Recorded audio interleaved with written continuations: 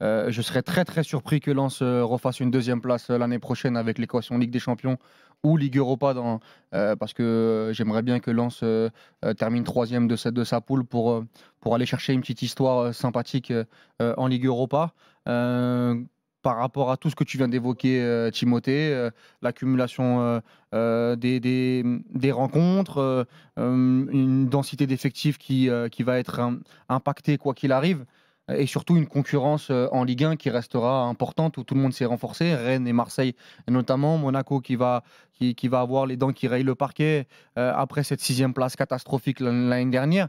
Donc voilà, tout ça, ça va être compliqué à digérer pour le RC Lens. Mais je pense que à l'image de ce qu'on a vu aujourd'hui sur la première mi-temps contre Manchester United, qu'on a une équipe qui va toujours avoir du cœur, qui va toujours avoir les mêmes principes de jeu qu'on a vu l'année dernière, avec pas mal de certitudes, parce que hormis Seko Fofana et Loïs Openda, qui j'espère vont être remplacés, là avec le petit Andy Diouf et avec des numéros 9 de qualité, on les attend et ils vont sûrement arriver dans les prochaines semaines.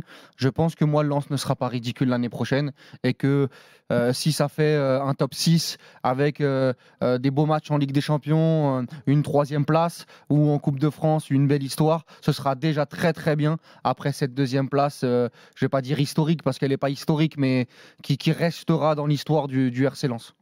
Il y a peut-être, voilà, vous signalez également d'autres arrivées du côté de Lens. On va parler des départs. Tu as parlé d'Andy Diouf.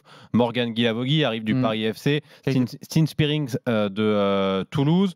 Également l'arrivée d'Oscar Cortés de Millonarios en Colombie. Et puis, je voulais quand même vous signaler, elle est importante, celle-ci, l'arrivée d'Abdou Kodir Kusanov, un joueur qui nous vient de Minsk. Et tu as oublié El Naoui qui vient de Nancy, qui était capitaine de Nancy. Exact. Et qui est venu pour 4 millions d'euros, il me semble. Et le numéro 9 qu'ils ont raté, il va être remplacé par qui? Ils veulent des numéros 9 parce que ça ne l'a pas fait. Je crois que c'est Adams de l'AEK Athènes, il me semble, oui. Si mes souvenirs sont bons. Fort Adams. Qui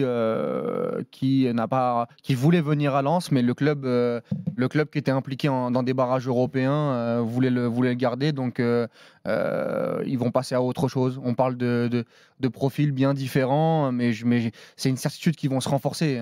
Sotoka a joué au poste de numéro 9 aujourd'hui. Voilà, signaler également qu'aujourd'hui il y a eu un match amical contre Manchester United, une défaite 3-1 avec une première mi-temps intéressante, un but de Sotoka venu d'ailleurs, une frappe du milieu de terrain qui a lobé Onana. On a quand même senti qu'il y avait une classe d'écart quand en United deuxième mi-temps, a c'était compliqué. Mais voilà. Mais ta question exactement, c'est quoi? La question, c'est est-ce qu'ils peuvent faire aussi bien? Aussi bien, donc ça veut dire jouer deuxième, sur les mots. au moins deuxième avec impossible. Impossible. Donc voilà, pour moi, impossible, évidemment. Ce serait à 99%. Pourquoi? Parce qu'ils ont su profiter d'un calendrier tranquille la saison dernière. Ils ont fait une saison, mis à part une petite période, une saison qui ressemble à un sans faute. Il y a même aussi pas mal un parcours de champion. Il y a même aussi pas mal de regrets dans ce match au parc quand ils jouent une heure à 10 contre 11.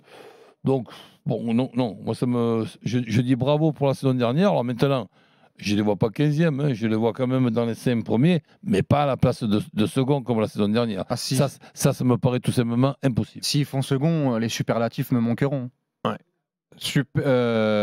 Supporters lensois, vous nous appelez au 32-16 évidemment si vous voulez réagir. Messieurs, dans cette équipe lensoise, il y a aussi...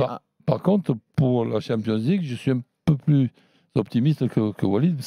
J'attends, moi, le tirage au sort. Oui. Quand je vois certains groupes, il y a 2 ans, par exemple, celui de Lille, qui a permis à Lille de terminer premier ou second, mais enfin, même premier. Et celui de l'OM la saison dernière, quand tu es 4e chapeau et que tu as la chance d'avoir ce truc, après, bon, évidemment, c'était catastrophique, la déception qu'on a pu avoir, mais Sporting Lisbonne, Tottenham, Francfort, excusez-moi. Mais quoi qu'il arrive, Roland, mais qu'importe le tirage au sort, il y aura des tirages beaucoup plus abordables que d'autres, mais ils resteront outsiders. Lance par rapport au fait que ça fait très très longtemps. Non, mais je veux dire par là, c'est pas seulement la 3e place qu'il faut viser.